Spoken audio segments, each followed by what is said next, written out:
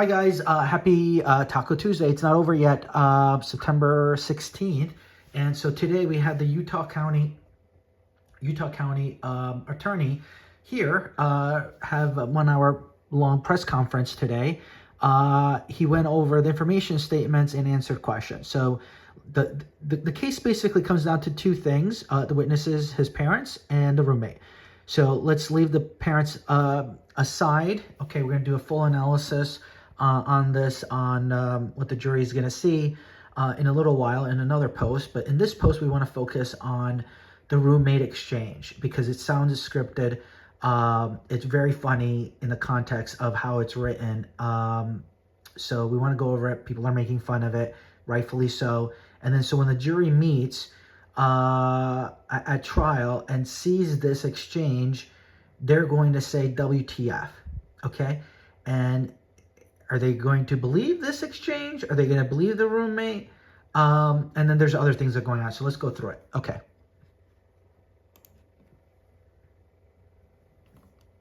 Okay. Full mock-up, Tyler left right arrow roommate text exchange, as read by Jeff Gray. Roommate, drop what you're doing. Look under my keyboard. Roommate looks and finds the note. I had the opportunity to take out Charlie Kirk, and I'm going to take it. Photographed by police. Roommate, what? You're joking, right? Tyler, I am still okay, my love, but I'm stuck in Orem for a little while longer yet. Shouldn't be long until I can come home, but I gotta grab my rifle still. Roommate, to be honest, I had hoped to keep this secret till I died of old age. I am sorry to involve you. Roommate, you weren't the one who did it, right? Tyler, I am. I'm sorry. Roommate, I thought they caught the person. Tyler, no, they grabbed some crazy old dude, then interrogated someone in similar clothing. I had planned to grab my rifle from my drop point shortly after, but most of that side of town got locked down. It's quiet almost enough to get out, but there's one vehicle lingering. Roommate, why? Tyler, why did I do it? I had enough of his hatred. Some hate can't be negotiated out. If I am able to grab my rifle unseen, I will have left no evidence. Tyler, going to attempt to retrieve it again. Hopefully they have moved on. I haven't seen anything about them finding it. Tyler, I had a bit over a week, I believe. Planning. Tyler, I had to leave it in a bush where I changed outfits, didn't have the ability or time to bring it with.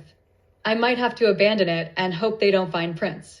Tyler, only thing I left was the rifle wrapped in a towel. Remember how I was engraving bullets? The effing messages are mostly a big meme. If I see, notice bold UW on Fox News, I might have a stroke. Tyler, I'm gonna have to leave it. That really effing sucks. Tyler, judging from today, I'd say Grandpa's gun does just fine IDK. I think that was a $2,000 scope. Tyler, wink, wink. Tyler, delete this exchange. Tyler, my dad wants photos of the rifle. He says Grandpa wants to know who is what. The feds released a photo of the rifle and it is very unique. He's calling me RN, not answering. Tyler, since Trump got into office, my dad has been pretty diehard MAGA. Tyler, I'm going to turn myself in willingly. One of my neighbors here is a deputy for the sheriff. Tyler, to roommate again, you are all I worry about, love. I'm much more worried about you. Don't talk to the media. Please don't take any interviews or make any comments. If any police ask you questions, ask for a lawyer and stay silent. Notes on provenance. This long thread is the same cluster of messages Gray quoted in the press conference transcript you provided. The state says the roommate turned these over to police. Discord/third-party logs.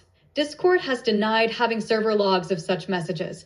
The prosecution has not, publicly, produced server-backed metadata or screenshots with timestamps in the press conference. Face with monocle how a jury is likely to hear this. Analysis. Tone and authenticity. The exchange mixes banal, affectionate lines, my love, I'm stuck in Orem, with explicit admissions and tactical comments. Grab my rifle, left it in a bush where I changed outfits, delete this exchange. That juxtaposition can feel authentic. People do mix intimacy with logistics, but the way it was read neat short lines. almost cartoonish phrases, "Remember how I was engraving bullets." UWU invites jurors to question whether the transcript has been edited, sanitized, or reconstructed. Detail versus plausibility. Some lines are detailed and incriminating. Drop point, towel, engraving bullets, scope value. Those would be powerful if authenticated. But detail invites demands for metadata, timestamps, sender/recipient metadata, phone records, and device forensics. Jurors will expect that level of verification for statements this explicit. Delete this exchange. This is useful for the prosecution, suggests consciousness of guilt and an intent to conceal. But it also raises forensics questions. If the defendant tried to delete it, where's the recovered evidence from his device? Who preserved it? How did the roommate preserve an allegedly deleted exchange? Romantic language, my love. Defense will argue the roommate is biased, lover/partner, and has motive to assist or conflate. Jurors may be unsympathetic to an intimate witness with a stake in outcomes, especially given the early politicized framing. Odd or meme-like lines.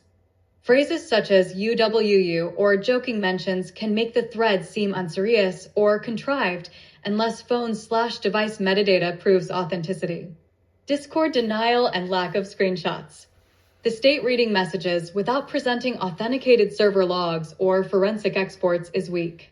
Jurors expect more than an oral summary if the prosecution is using texts as the linchpin. Net effect.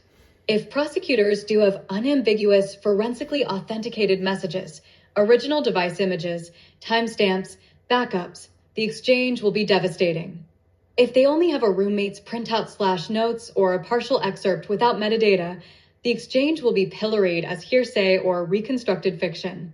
Magnifying glass stilted right short cross-examination outline, how defense can exploit the threat.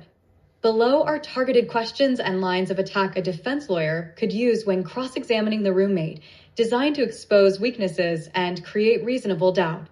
Authentication/source. How did you first receive these messages? Do you have the original phone in court? May I see it? Were these messages produced by you or by law enforcement? Who exported them? Did you save screenshots? Did you provide the original phone or copies to police? Tampering/editing. Did you or anyone edit, paraphrase, or shorten the messages before giving them to police?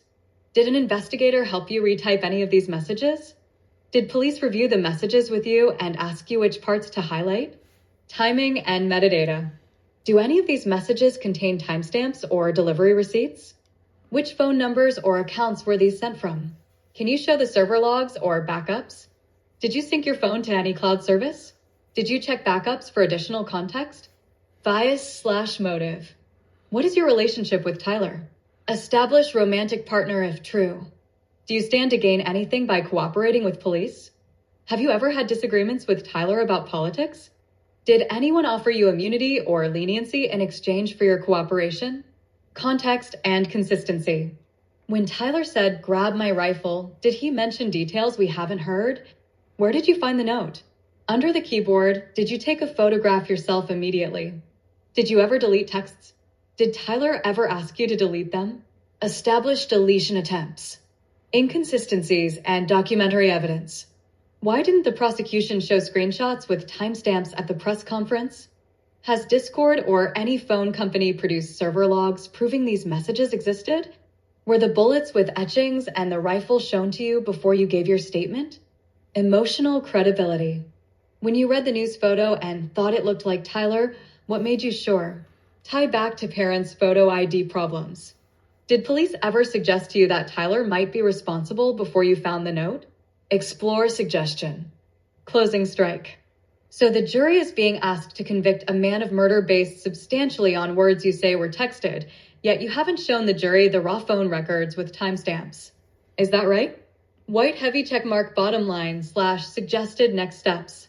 If prosecution has full device forensics, original device, raw logs, authenticated server backups with timestamps, message hashes, then the text exchange is powerful and credible.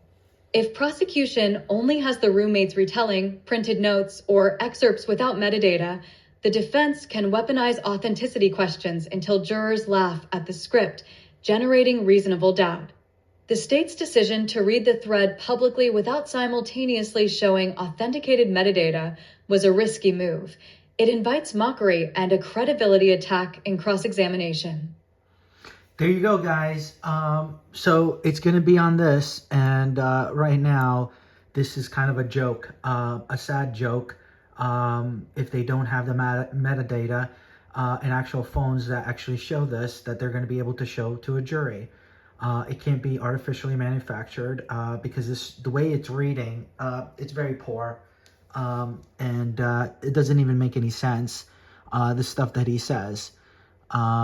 Which we'll go over a little bit later, but this is just the first round of it, and I think it should help you to show that this guy, the fact that he read this today when he made the charges is very important in the context that the case is essentially hinging on this, and it's probably fallen apart already. Okay, which we kind of expected, as we've been saying, that most likely it's going to be a hung jury or a retrial, and there's going to be problems in the case. And this exchange is explosive if he can show it to us, and if he can't show it to us and the jury, that's going to be basically the end of the case. Okay, the jury's going to be like, "What the hell is this?" Okay, so. Yeah, this is it. It's the parents, the roommate, and this exchange.